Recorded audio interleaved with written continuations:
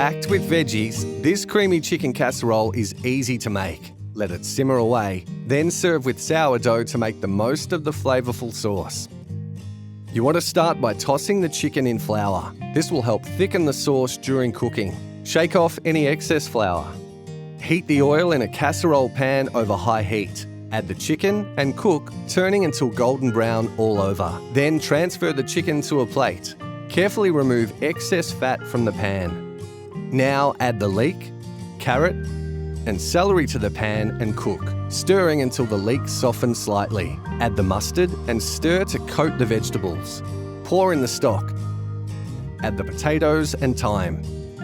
Return chicken to the pan with any juices on the plate and bring to the boil. Season. Place a tight-fitting lid and pop in a 180 degrees Celsius oven and bake for 45 minutes. Remove the lid and bake for a further 15 minutes or until the chicken is tender and cooked through. Stir in the cream and sprinkle with extra thyme.